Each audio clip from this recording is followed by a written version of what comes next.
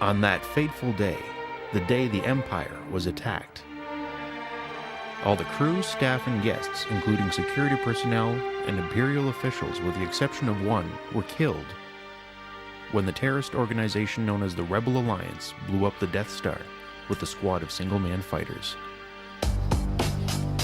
The terrorists detonated the central core with proton torpedoes, destroying the prominent political target. But could the destruction of the Death Star have been an inside job perpetrated by top-ranking Imperial officials and royalty? What really happened that day? What's the likelihood that a squad of one-man attack ships like the X-Wing could penetrate the defenses of a heavily fortified moon-sized battle station? Even if a ship was somehow able to slip through, the difficulty of torpedoing a tiny ventilation shaft necessary to detonate the core is extremely high. In fact, a decorated and experienced Rebel Alliance fighter pilot, Wedge Antilles, is quoted as saying, "It's impossible." So how did the attackers make it through the defensive turrets on the Death Star's surface and swarms of Imperial TIE fighters? Well, most of them didn't. Let's take a look at one of the few that did. Luke Skywalker piloted the Rebel Alliance-issued X-Wing fighter that, according to the official story, fired the two critical torpedoes into the 2-foot ventilation shaft opening. The impossible shot. Luke was a farm boy, raised by his aunt and uncle on a desert planet with little to no professional combat or flight training. Every other experienced Rebel fighter pilot that day was killed or failed in their attack run. So what made Luke different? One element might be his family connections. Anakin Skywalker, known also by the moniker Darth Vader, is the overseeing manager and one of the chief commanding officers on the Death Star. He outranks admirals and is second in command only to the Emperor himself. Anakin is also Luke Skywalker's father. Anakin Skywalker was on the Death Star as the commanding officer on that fateful day. For some reason, he made an unorthodox and unprecedented move to personally fly a TIE fighter in the battle. Recovered logs show he relieved the fully qualified TIE fighter squad leader of his duty and assumed command of the squad conveniently just as Luke, his own son, was readying the final stages of the attack along the surface of the Death Star. Why would the highest in command of the most powerful battle station give up control and take on such a menial task as piloting a single fighter? It makes sense when one learns that he was the only member of the Imperial forces to survive the attack. Let's look at the events leading up to the detonation. The Death Star's defenses easily staved off most of the Rebel Alliance terrorists until the only remaining fighter was Luke's X-Wing. As he approached the ventilation duct along the trench, his father Anakin was now leading the 3 TIE fighters in direct pursuit. Logs show pilots in the TIE fighter squads were prepared to fire on Luke's X-Wing when they were ordered to stand down by Anakin Skywalker himself. Was he simply protecting his own son? Or was he setting the stage for a larger plan?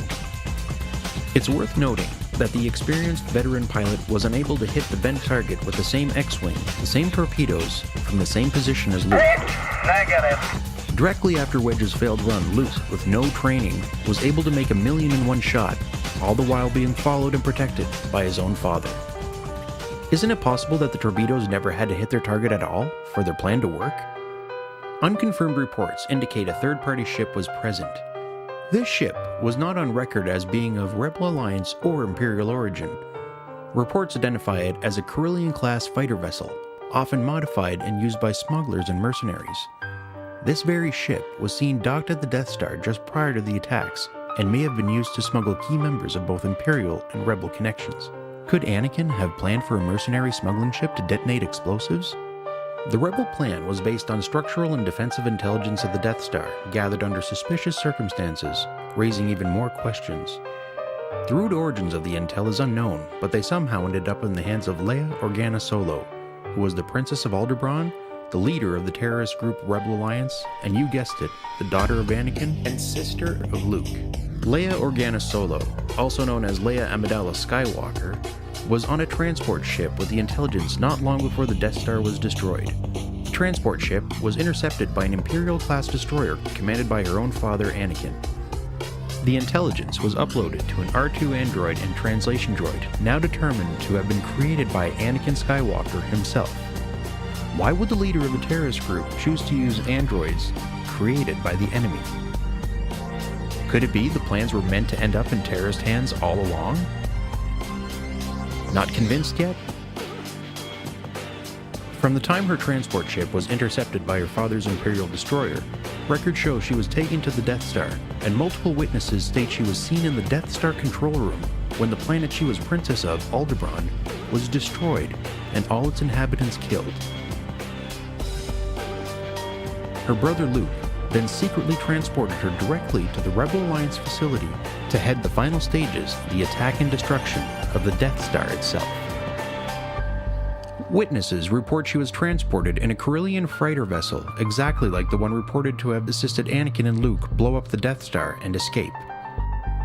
Isn't it quite possible that Leia was working with her father and brother, a family who felt destined to control the galaxy itself? Could the Death Star have been destroyed by Anakin to protect his daughter and hide evidence of her involvement with the Aldebaran tragedy? Or perhaps it was for pure profits, as the contracts for constructing the second Death Star were awarded to Anakin Skywalker's very own construction company. Or maybe it was as the official story goes, a simple farm boy with minimal combat training while working for his sister's terrorist group manages to blow up the most heavily fortified battle station ever made that happened to belong to his father, who happened to be the only surviving crew member that day. You decide.